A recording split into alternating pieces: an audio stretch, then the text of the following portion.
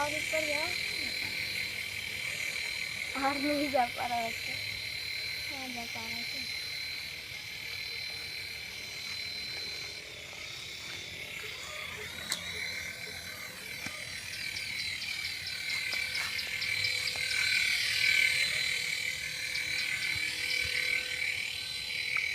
ऊपर उठाओ।